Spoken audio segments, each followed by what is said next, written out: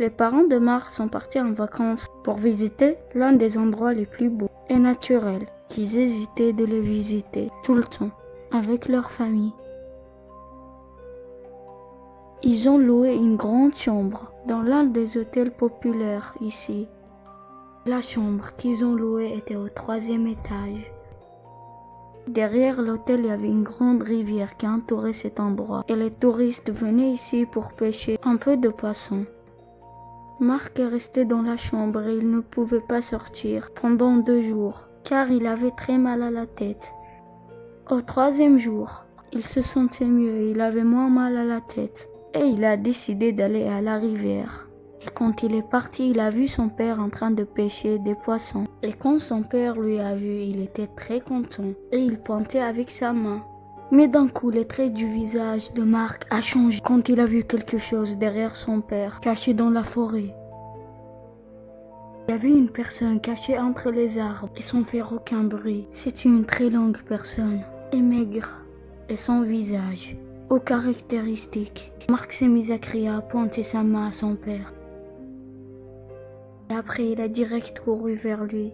Le père de Marc lui a dit « Hey, qu'est-ce qui se passe? Pourquoi cries-tu » Et après, Marc a commencé à raconter à ses parents sur ce qu'il avait vu. Sa mère ne le croyait pas. Il a dit « C'est sûr qu'il a encore mal à la tête et il est en train d'halluciner. Et ses yeux lui mentent. » Mais le père de Marc était contre ça. Il a commencé à regarder Marc bizarrement. Et au jour suivant, il est allé vers Marc et lui a dit « Qu'est-ce que tu as vu exactement ?» Marc a dit « Je sais que tu vas pas me croire. » Mais son père a insisté qu'il lui dise. Et à la fin, son père lui a donné une feuille et un stylo et il lui a dit de dessiner ce qu'il avait vu. Et après, Marc a dessiné la même chose qu'il avait vu dans la forêt. Et son père a commencé à observer le dessin pendant longtemps. Et d'un coup, son père lui a dit « Demain matin, on doit sortir de cet endroit.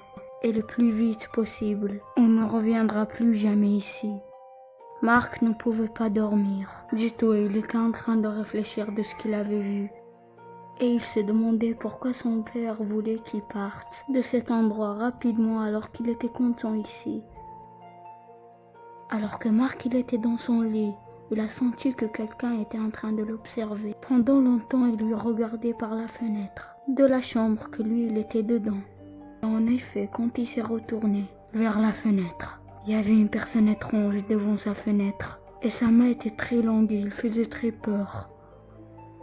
Marc a crié très fortement pendant qu'il était dans son lit et il ne pouvait pas bouger à cause de la peur, comme si ses pieds étaient paralysés. Il a essayé de crier mais sa langue était attachée. Il ne pouvait rien dire du tout. Soudainement, ce truc a avancé vers Marc et lentement. Il a tendu sa main. Il a dit à voix basse et flippante « Reste à ta place et ne bouge pas et ne dis aucun mot. » La main de cette personne était proche de Marc et a failli le toucher.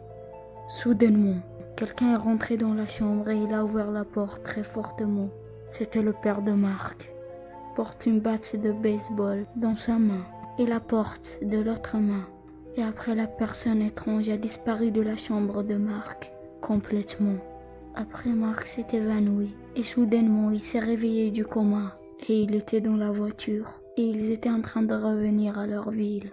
Le père de Marc les a sauvés d'un grand danger et quand ils sont revenus à la maison, le père de Marc a sorti des anciens dossiers qu'il avait cachés.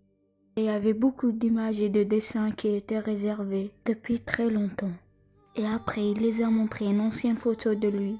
Et il y avait une petite fille à côté de lui dans la même photo. Le père de Marc a dit, elle dans la photo est ma petite sœur. Ma petite sœur a disparu depuis qu'elle avait 8 ans et dans la même forêt. Et j'ai dit à aucune personne sur ma sœur.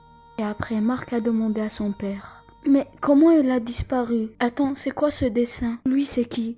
Ça, c'est le dessin de ma petite sœur. Elle l'a dessiné un jour avant qu'elle disparaisse.